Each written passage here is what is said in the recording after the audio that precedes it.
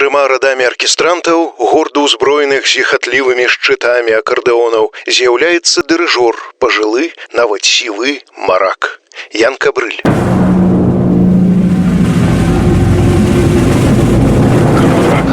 Кракатук. Беларуская музыка ўсіх часоў і стыляў у аўтарскай праграме Віктара Сямашкі. Кракатук. У 23-й серыі з перадгісторыі беларускага джазу прапаную затрымацца ў дзяржаўным польскім тэатры БССР, які існуе ў Беластоку дагэтуль, у тым жа будынку, толькі завецца ўжо драмтэатрам імя Вянгеркі. Калі прааналізаваць архіўныя дакументы і публікацыі ў прэсе, то першая трупа пачала фармавацца ў сярэдзіне кастрычніка 1939 года ў Беластоку. У лістападзе калектыў цалкам арганізаваўся. У снежні таго ж году тэатр адкрыўся, але ў гародні. А ў ліпені 1940-го вярнуўся ў Беласток, дзякуючы высілкам новыя дырэктаркі, спадарыні Ламакінай. Імя да нас чамусьці не дайшло.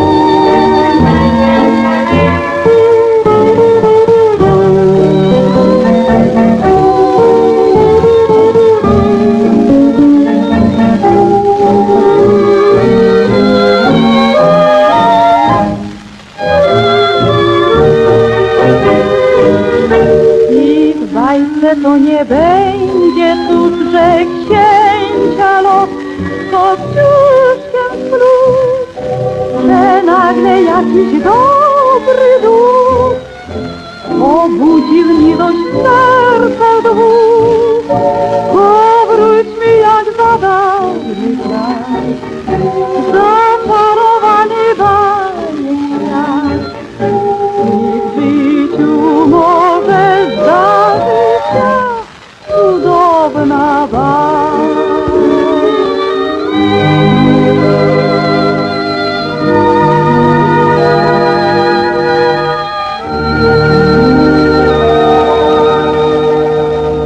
Беласток, Москва. У снежні 40-го году новая дырэктарка польскага тэатру БССР Ламакіна напісала ліст наўпрост кіраўніку СССР Йосіфу Сталіну. Сярод іншага яна абураецца, што тэатр атрымаў ад савецкіх уладаў толькі трэцюю катэгорыю. Дырэктарка пералічае сваіх папярэднікаў на пасадзе. Першы – Бяляеў, паводле ейных словаў самазванец, другі – Чарняўскі, спрабаваў, як і першы, унушыць акторам іх непатрэбнасць у савецкім мастацтве. Трэці – Гарадзіскі, і лжэчалец партыі, праходзіў па крымінальнай справе за растрату. Чацвёрты – Чангеры, расійскі актор, які збег пасля кастрычніцкай рэвалюцыі ў Латвію, быў антрапрэнэрам у гарадзенскім тэатры. А яго намеснік Бязрученка, дакладае Ламакіна, адзначыўся як алкаголік і аматар Ясеніна. Кінаактрыса Нора Нэй, першая арганізатарка польскага тэатру ў Беластоку, не згадваецца.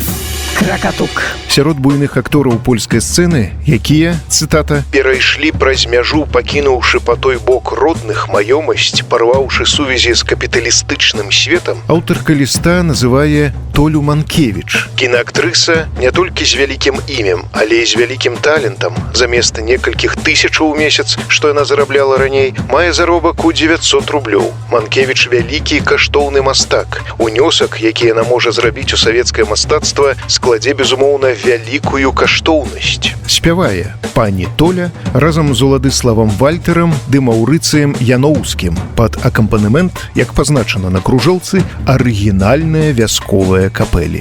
Слухаем кружэлку чэхаславацкай фірмы «Эста». Такіх у дыскаграфіі Манкевіч як мінімум пара. A teraz Kuliaszyński chór oboźnicego, krakowskiego.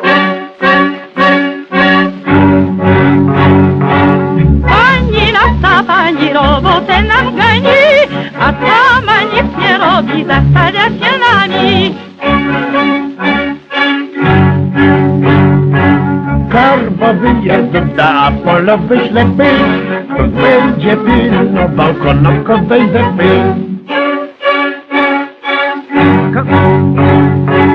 Karbowy bez głowy, polowy nie widzi, oj pokawali pan poznało wrogich ludzi. Oj, zelino dano na wiecu śmietana, oj, ja to nie wszystko uciekła, miednisko, chodź!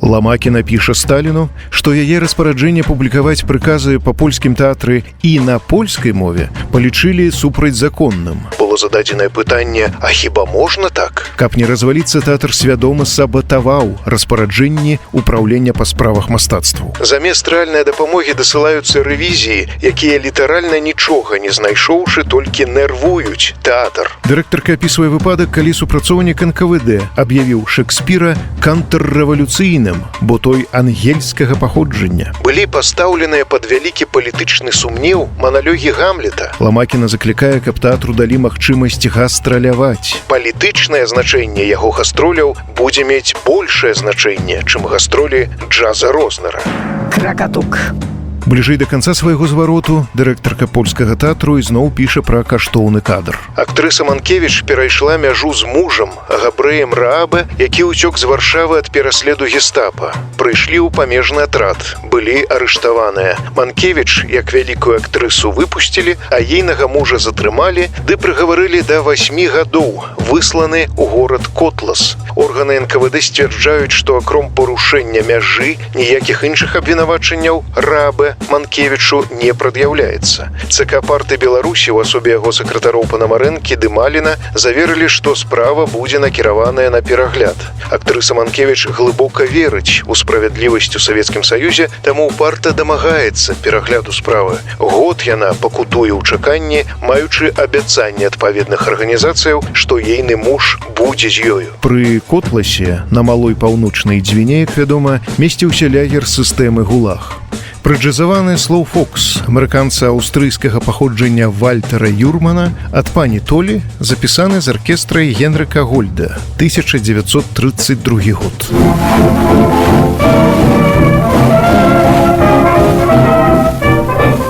Nasze miasta, wschodnie miasta, mila setna to jest. Każdy wokół mnie chwali, nawet ciocia też. Szef frywierem, z kelnerem, co mnie gniewie wciąż. Mój adorator, to sekwestrator. Albo ja mam dobre serce, złote serce, własne serce. Nie wiem gdzie mam, skąd mam, jak mam powiedzieć nie. Chociaż zagniewana w drodze, krzyk nie zgody. Jeśli chce ktoś, nikt to drży, kto namówi mnie. Gdy mnie o coś bardzo proszą, nie odmówię, Boże broń. I powiadam aż rozkoszą, i wyciągam pełno broń. Albo ja mam dobre serce, złote serce, żadne serce, nie wiem gdzie mam, skąd mam, jak mam powiedzieć nie. Dom mam, koty 2 mam, 5 kanarków ze szkla, 5 kanarków papuga, z lampą bryca gra. Ja przy stole, siedzę w kole, ze schroniska tych bok, a na kanapie do cyrku prawie. Albo ja mam dobre serce, złote serce, żadne serce, nie wiem gdzie mam, skąd mam, jak mam powiedzieć nie. Chociaż zagniewana w drodze, chętnie zgodę. Jeśli chce ktoś, nikt to drży, kto namówi mnie. Gdy mnie o coś bardzo proszą, nie odmówię, Boże broń. I powiada małżeństwo i widzą na pewno to.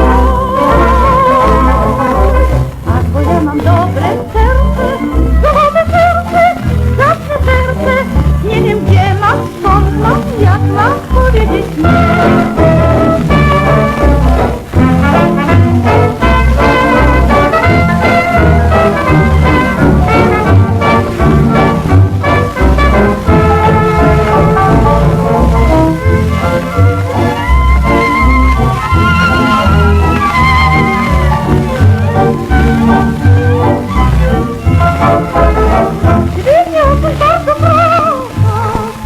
Odmówię Boże broń i powiadam a krótko i wyciągam tę nogą.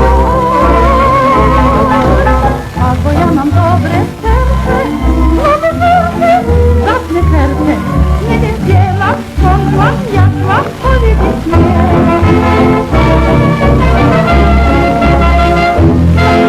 Увогуле голас Толі Манкевіч мы неаднойчы чулі цягам нашага цыклю. Генрык Гольд ёй часцяком акампанаваў.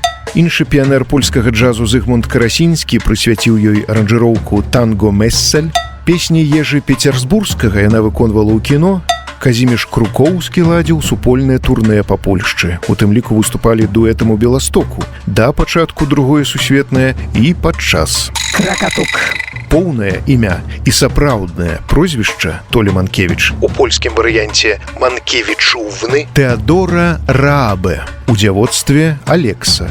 Будучая акторка, спявачка, танцорка, зорка кіно і оперы нарадзілася 7 траўня 1900 году у вёсцы Бронава пад Ломжай у 70 кіламетрах ад Беластоку. Зараз гэта афіцыйна Падляшша, але не гістарычная, хаця Ломжа таксама была далучаная да Беларусі ў 39-м. У расійскамоўнай мэтрыцы аб нараджэнні пазначана, што бацька Юзеф Алекса селянін, земляроб, а маці звалі Александрай, у дзявоцтве Манкевіч. Шляхецкі род гербу Любіч, кажуць даведнікі пра род Манкевічаў, здаўна вядомы ў Беларусі. Да прыкладу, Ян Манкевіч з-пад Рагачова першым пераклаў байкапісца Крылова на беларускую мову, ды быў сасланы ў Сыбір за ўдзел у паўстанні Каліноўскага. Сваякі Тэадора Манкевіч па лініі бацькі дагэтуль жывуць у вёсцы Пятніца каля Ломжы. Ja słabym, a bo wielkiel, ja słabym, a bo wielkiel, słabym i bo wielkiel, i w ostatniej chwili nas już czasem zbieram się też, mówię sobie pokażę. Ja słabym i bo wielkiel, ja słabym, a bo wielkiel, a bo nie wiem, to natura taka jest.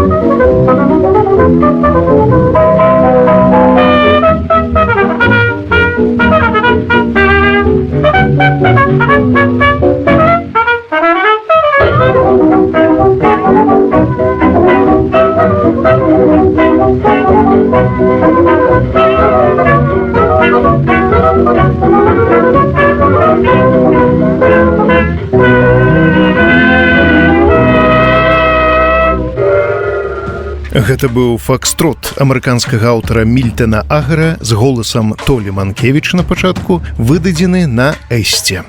Цётка Тэадоры Юлія Мяхуна валодала калературным сапрана і спявала ў варшаўскай оперы, выкладала. Магчыма, што паўплывала і на пляменніцу. Тая паступіла ў варшаўскую кансерваторыю. На пачатку навучалася як піяністка і брала прыватныя урокі спеву. Пасля 4 гады удасканальвала лірычнае сапрана ў Міляне.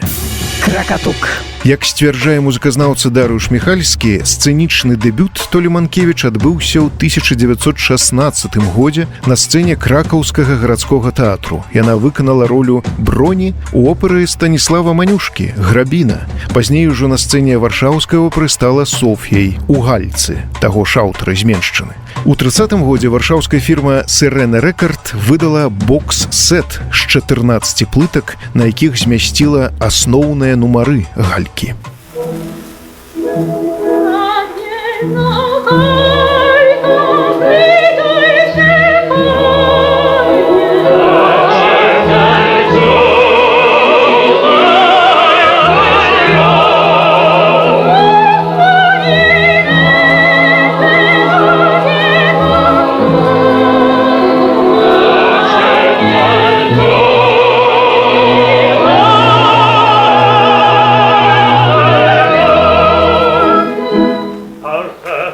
Jej nie poznała, rąk cały styg trwa. Па вяртанні з Міляну Тэадора Манкевіч ізноў працавала ў варшаўскай оперы. У 31 годзе паспрабавала сябе ў аперэце. Пан Міхальскі цытуе ейныя словы. Выступала тады як запрошаная артыстка ў познаньскай оперы, і раптам яны зачынілі тэатр на нявызначаны тэрмін. Адразу немагчыма было знайсці ангажэмент у іншым оперным тэатры, таму пачала граць у аперэце. Для маіх празмерных амбіцыяў на той час гэта было сапраўдным ударам. Але цяпер я зусім не шкадую. Кракатук.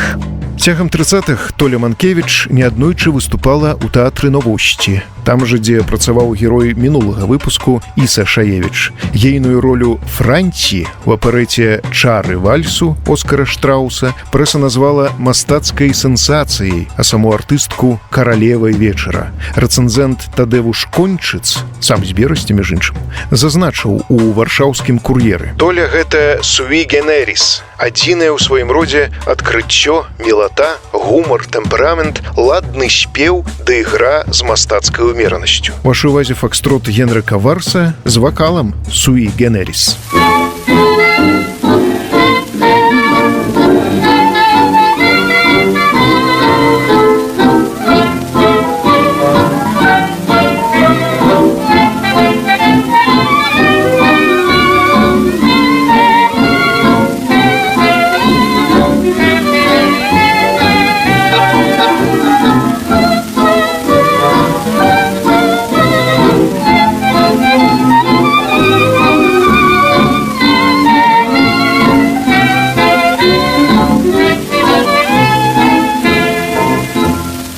Zawsze te same litery. Czy ci więcej zanuty, czy mniej? Czy 2 takty piosenki, czy 2 akty opery? Jak ci rzec o tęsknocie swej? Kiedy wciąż są te same litery, a tak wiele ci wyznać w nich mam. Ach, weź wszystkie 24 i co chcesz, to sobie ułóż sam. A, B, C, D, E, F, uśmiech, rozmarzenie, śpiew. G, H, I, J, K, L, szczęście, a zbyt śmiały cel. M, N, O, P, R, S, jeden błysk uśmiechu, 2 kropelki łez. T, U, W, pojmiesz wnet, miłość to jest X i Z.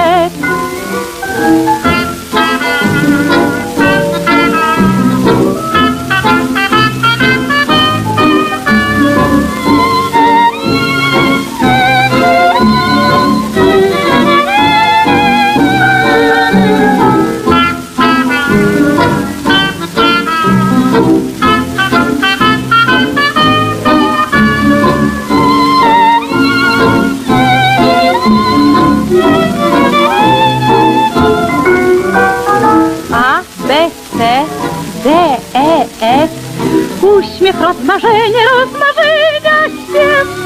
G-H-I-J-K-N, szczęście, ach, zbyt śmiały cel. M-N-O-P-R-S, jeden błysk śmiechu, dwie kropelki łez. C-U-W, pojmiesz wnet, miłość to jest X i Z. Адным з акампаніятараў Толі Манкевіч з 1931 году быў Мечыслаў Урублеўскі, піяніста, дырыгент і кампазітар, мяркуючы па паўстанцкім прозвішчы беларускіх каранёў. Падрабязней пра яго ў наступным выпуску. Кракатук.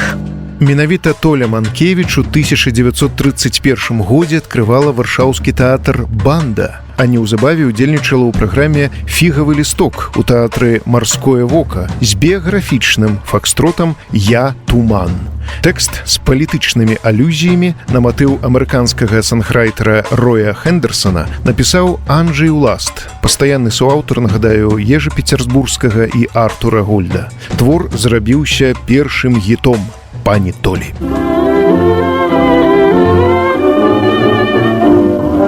Przyszedł do mnie raz pan Wlas, że do redi szuka gwiazd. Myślę sobie, czemu nie? No i jestem tu. Dali grać mi jakiś sketch, potem tańczyć jakoś rzecz. Do galopu wzięli mnie, aż mi braknie tchu. Chcieli zrobić ze mnie gwiazdę przyszło, a tymczasem z tego nic nie wyszło. Ja jestem tuman, ach co za tuman, kompletny tuman, aż strach. Ja nic nie umiem, nic nie rozumiem i to jest w sumie mój fakt.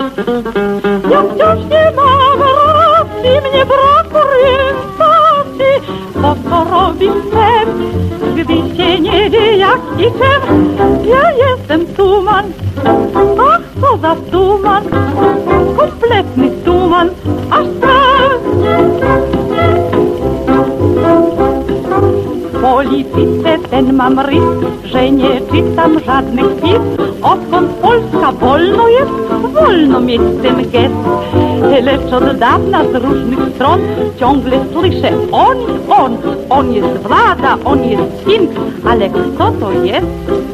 Choć poza mną wszyscy wiedzą o nim, właśnie dla mnie on to jest anonim. Ja jestem tuman, ach co za tuman, kompletny tuman, aż strach. Ja nic nie umiem, nic nie rozumiem i to jest w sumie mój fakt. Ja wciąż nie mam racji, mnie brak orientacji, bo co robić chcę, gdy się nie wie jak i czym. Ja jestem tuman, ach co za tuman, kompletny tuman, aż tak.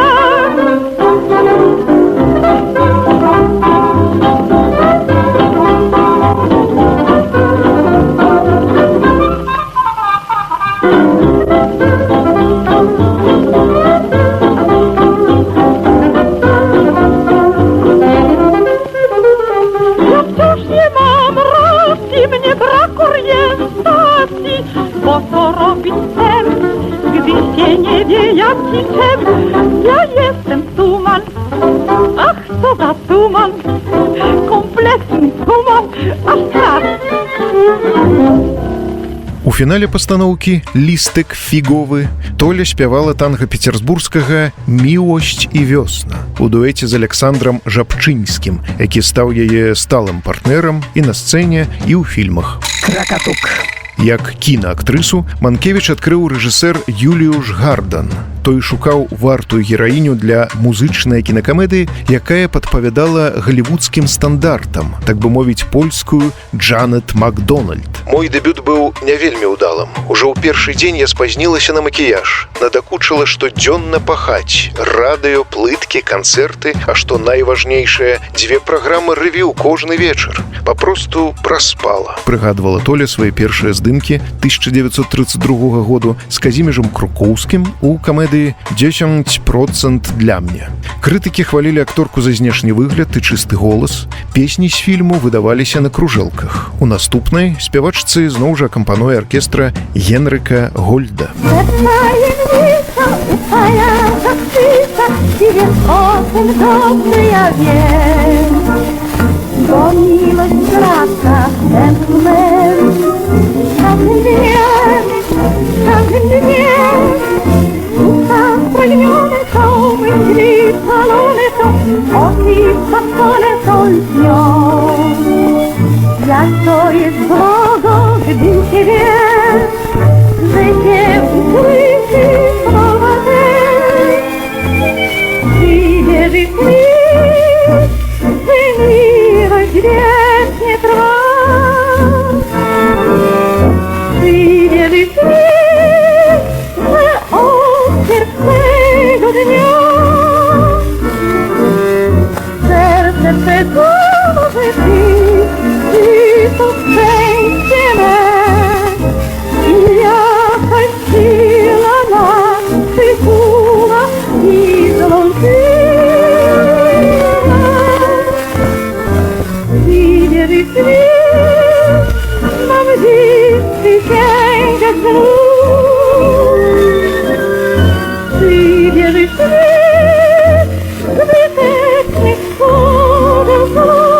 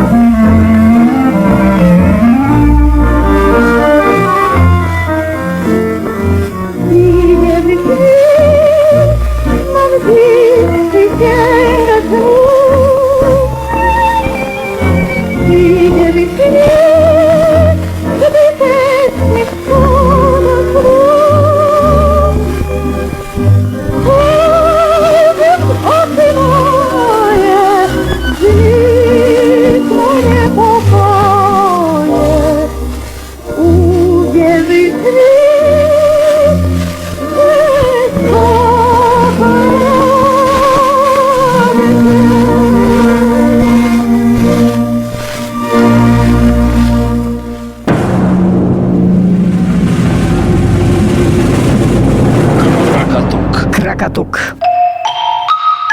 Беларуская музыка ўсіх часоў і стыляў у аўтарскай праграме Віктара Сямашкі. Кракатук. З оперы ў аперэту і праз кіно да цырку. Гераіня выпуску – адна з найпапулярнейшых спявачак і акторак міжваеннай Польшчы, якая паходзіла з сучаснай тэрыторыі Падляшша, де выконвала прыджазаваныя тэмы. Пасля згаданых 10% Толя Манкевіч увайшла ў ранг зорак польскага кіно. Разам з мужам Тадэвушам Раабе з 1935 году жыла на варшаўскай вуліцы Фільтровай, 63. Муж адначасова быў вядучым прамыслоўцам з Белай Падляскай і вядомым адвакатам, знаёмым з літаратарамі групы «Скамандер», у прыватнасці Юліянам Тувімам і Антоніем Сланімскім. Для Манкевіч шылі вопратку найлепшыя сталічныя куцюр'е, а перасоўвалася спявачка на ўласным аўто французскай маркі «Деляж». Кракатук. У 34-м пані знялася ў двух фільмах «Вайсковыя скіраванасці», «Парад рэзервістаў» і «Уланскія шлюбы». У тым жа годзе на экраны выйшаў «Што мой муж робіць уночы» з музыкай Ежы Пецярсбургскага, дзе пакаёўка Казя, персанаж Толі, заспявала чарговы шлягер. O czym marzy dziewczyna, gdy dorastać zaczyna, kiedy słonczka zamienia się w piach. Kiedy śpi, gdy się ocknie, za czym tęskni najmocniej, czego chce, aby dalej świat.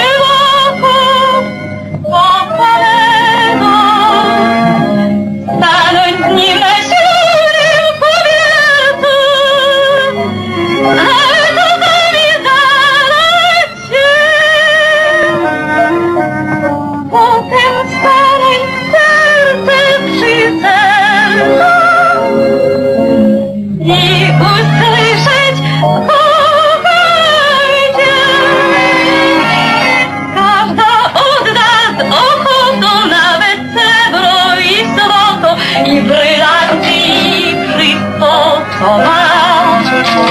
Bez namysłu najszczerzej, niech ktoś wszystko zabierze, w zamian za to niech tylko da. Odrobinę szczęścia w miłości, odrobinę serca czyjegoś, jedno małą chwilę przy boku kochanego, stanąć na ślubnym kobiercu, nawet oddali dalecie. Potem stanąć sercem przy sercu i usłyszeć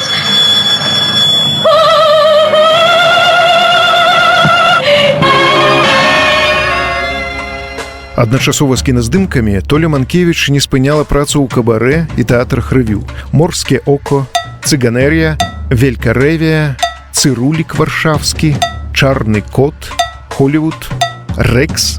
Нават з'явілася на арэне цырку, дзе Анджей Власт адаптаваў аперэту вугорца Лудзіслаўса Бус-Фекете «Зорка арэны». Артыстка спявала побач з маленькімі ільвянятамі ды з галубамі на плячох і галаве. Кракатук.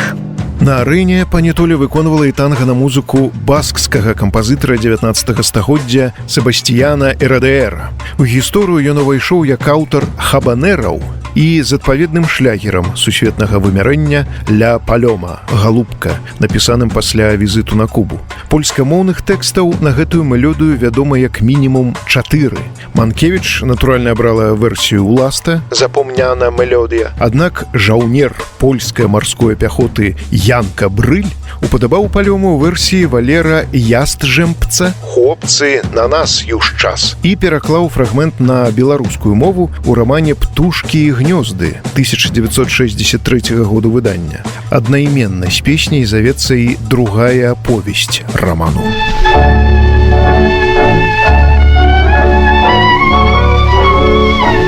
Ах, не пазбыцца вечна жывой тугі, вечна чужыя сцелюцца берагі. Нас не прыгорне к сэрцу сцюдзёны свет, хай жа лютуе бура і ўдалі рве.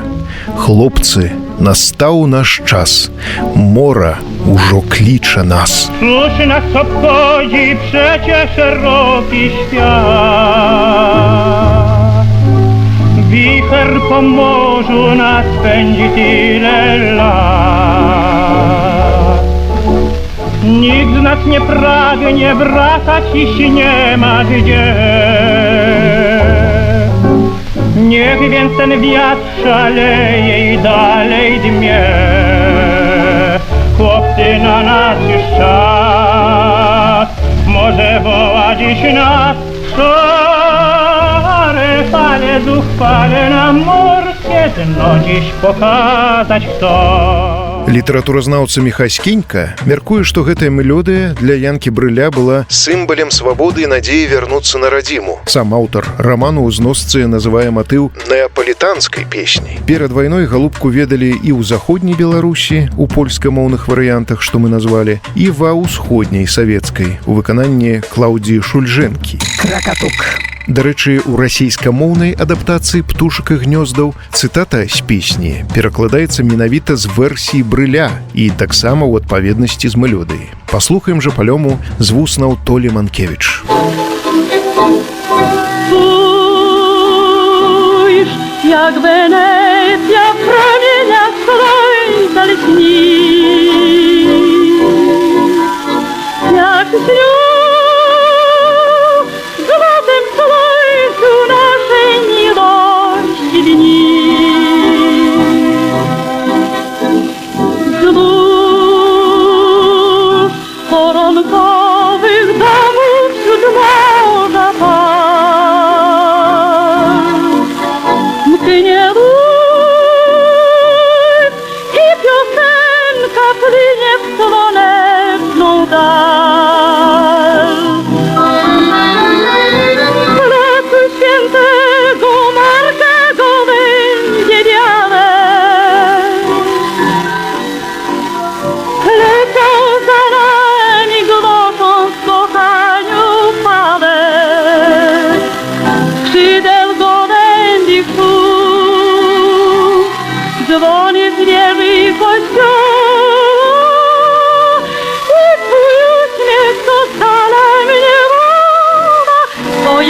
o szczęściu pieśń. Idę w krzykliwy tłum, myśli kryjąc pod niebem. Cennego będę mknął srebrne między kanałów cień.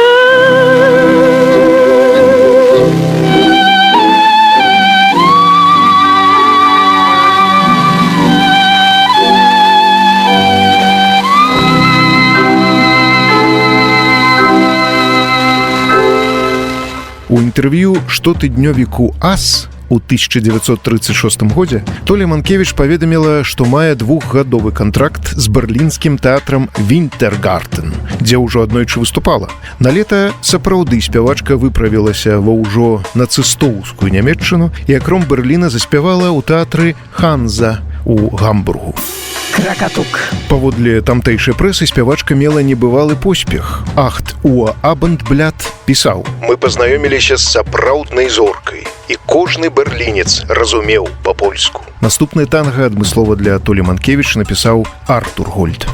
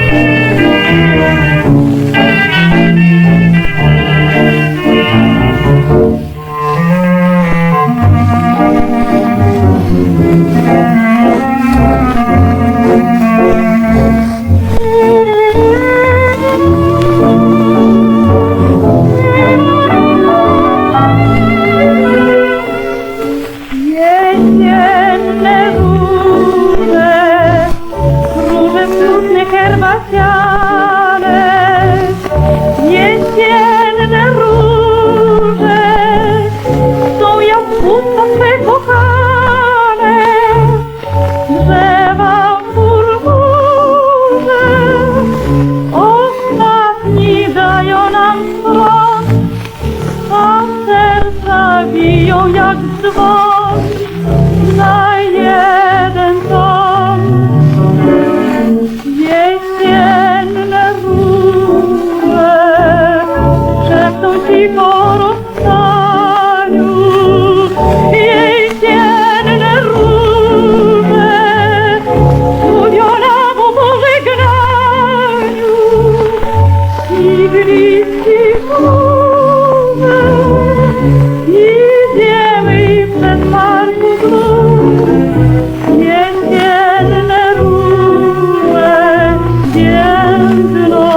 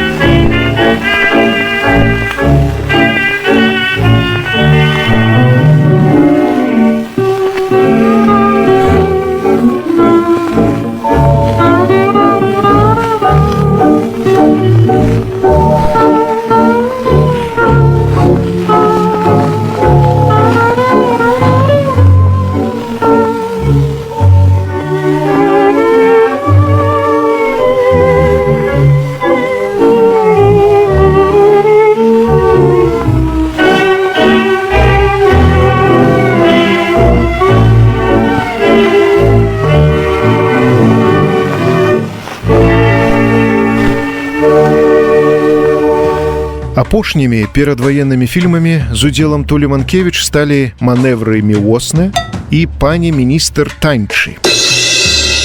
У «Манеўрах» 35-го году гучыць спеў, які акурат даў назоў грувасткаму тому Дарыюша Міхальскага пра польскую эстраду першай паловы 20-го стагоддзя. Дык вернемся, як у даўнія часіны. Чулі яго на самым пачатку. Па словах акторкі, 5-хвілінную сцэну вальсу з Жабчынскім у гэтым фільме здымалі 32 гадзіны. Увесь свет хістаўся перад намі, калі ў бязлітасным і асляпляльным святле пражэктараў незлічоную колькасць разоў мы паўтаралі тую сцэну, бледная пад грымам, ледзь стоячы на нагох. Але выйшла прыгожа. Кракатук. У стужцы «Пані міністарка танчыць» 37-го году Толя Манкевіч выканала дзве ролі сёстраў-блізнятаў, дзе адна танцорка ў начным клубе «Хабаніта», а другая дзяржаўная сакратарка Міністэрства абароны грамадская маралі. Наступная румба Генрыка Варса яўна перагукаецца з танго мілёнга Ежы Пецерзбургскага. Gwiazdy na ciemnych niebiosach, dni porosa, dni to lwy. Księżyc na niebo się wtoczył, sypnął oczy jasne stry. Noc jest i srebrze skąpana, noc jest pijana jak ja.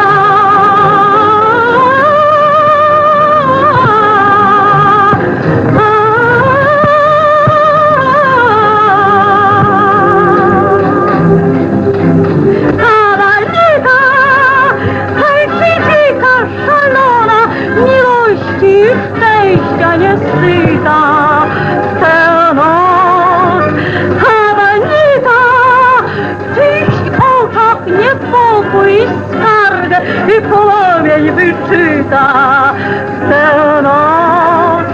Czyjeś serce na zawsze oddadzą wieje moc. Habanika, tańczy taniec szaleństwa miłości i szczęścia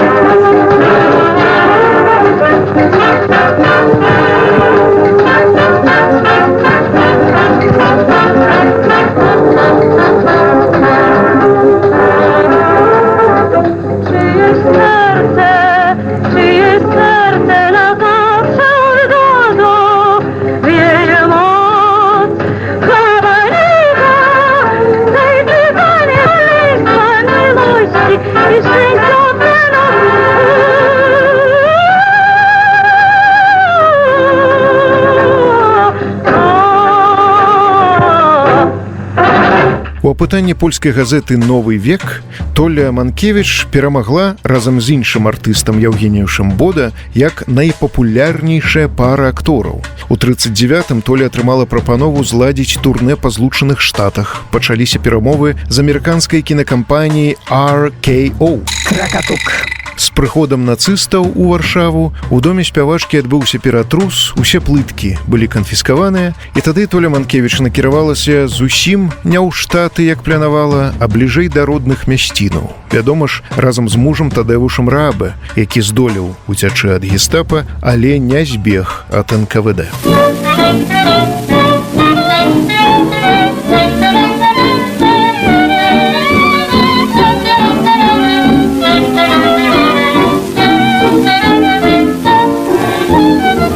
Mężczyzna jest 100%, to Herkules mój od stóp do głowy.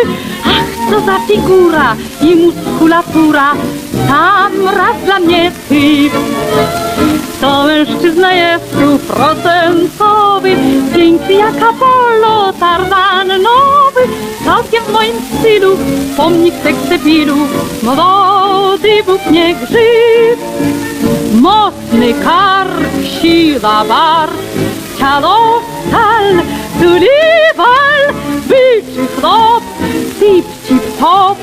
Choć i mnie nie żaluj, caluj, to mężczyzna jest 100%, to Herkules mój od stóp do głowy. Taki rząd i władza właśnie mi dogadza, to jest dla mnie typ. Lecz myli się ten, kto myśli, że mam przed nim lęk. Bez krótkich scen zwycięży go kobiecy wdzięk. A po ślubie już wezmę go w garść, podam mu ton. Gdy powiem mu kurz, to u mnie będzie leżał on. To mężczyzna jest 100%, to Herkules mój od stóp do głowy. Ach, co za figura i muskulatura, tam raz dla mnie typ. To mężczyzna jest 100%, piękny jak Apollo, Tarzan nowy. Całkiem w moim stylu, pomnik seksepilu, młody Bóg niech żyw. Mocny kark, siła bark, calostal, survival, byczy chlop, sypci top. Choć i mnie nie żaluj, caluj, to mężczyzna jest 100%, to Herkules mój od stóp do głowy. Taki rząd i w lata właśnie mi dogadza, to jest dla mnie typ.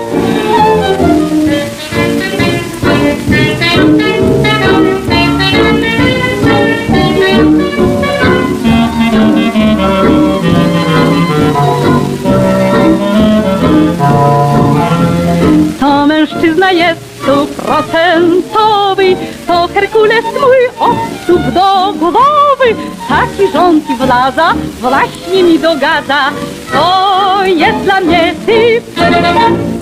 Увосень 1939 году супругі Раабе трапілі ў Беласток, адкуль мужа Манкевіча, як мы ведаем, саслалі ў гулаг за нелегальны пераход новай савецкай мяжы. Пані Толя спачатку выступала ў пары з Казіміжам Крукоўскім, а пасля ўвайшла ў трупу Аляксандра Венгеркі. У прыватнасці ў вяселлі Фігаро, якое з зале назіраў Станіслаў Ляндау і пасля апісаў у мемуарах, яна грала Сюзанну, нарачоную галоўнага героя.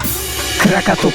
Разам з дзяржаўным польскім тэатрам БССР Толя Манкевіч выступала не толькі ў Беластоку ды Гародні, але і перад самым пачаткам вайны СССР з Нямецчынай у Берасці, Пінску ды Менску. Тады ж Венгерка збіраўся паставіць дзядоў паводле Адама Міцкевіча, да чыёй паэзіі перад тым тэатр звяртаўся ў адмысловых музычна-паэтычных вечарынах. Przyczyn moralnych i gospodarczych mężom do szczęścia niech dom wystarczy. 3P do tego można im dać. 3P to znaczy polać, polać, polać. La la la, la la, pani minister rację ma.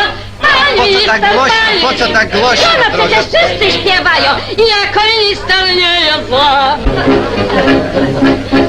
Mówią kobietki, mówią pleć sława, mówią z przekąsem po prostu baba. Lecz starczy baby lub kilku bab, żeby się poddał najtęższy drab. Tra-la-la, tra-la-la, trudno panowie szabowa. Górą kobieta, tyłem kobieta, zawsze kobieta rację ma. Што ж з тым даволі смелым зваротам да правадыра, з якога мы пачыналі выпуск. У лютым 41-го году прыйшоў адказ на ліст дырэктаркі тэатру, але не ад Сталіна, ды не самой Ламакінай. Сакратар Цэнтральнага камітэту камуністычнай партыі бальшавікоў Беларусі па прапагандзе Уладзімір Малін напісаў намесніку кіраўніка ўпраўлення прапаганды і агітацыі ЦК КПББ Дмітрую Палікарпу. Некалькі цытатаў. Тэатр пераведзены ў 3-ю тарыфную групу. Да стварэння арыгінальнага рэпертуару прыцягваюцца пісьменнікі і паэты Беларусі. Праведзены ў лісце прыклад, быццам адзін з супрацоўнікаў абласнога ўпраўлення НКВД ў Беластоку аб'явіў Шекспіра контррэвалюцыянерам, з'яўляецца надуманым. Адносна мужа артысткі Манкевіч, арыштаванага, апошні асуджаны на 8 год за пераход мяжы, пытанне пра яго вызвалення можа быць вырашанае толькі пасля перагляду рашэння, якім ён асуджаны. У другой палове 41-га Толя Манкевіч, як і многія іншыя калегі, вярнулася ў занятую немцамі Варшаву, дзе выступала ў кавярнях. Ейным акампаніятарам ізноў стаў Мечыслаў Рублеўскі. Яна давала дабрачынныя канцэрты, наведавала шпіталі ды турмы, дапамагала габрэям у гета. Тут яна перажыла паўстанне і дачакалася мужа з гулагу. Тадэву Шраба дабраўся на радзіму разам з першай арміяй войска польскага, сфармаванай у СССР з палякаў, у тым ліку рэпрэсаваных. Адным словам, хэпі-энд. Завершым вальсам з фільму «Парада рэзервістов» з вакалам Толі Манкевіч і ў суправаджэнні аркестры Генрыка Гольда. Кракатук. Беларуская музыка усіх часоў і стыляў у аўтарскай праграме Віктара Семашкі. Кракатук.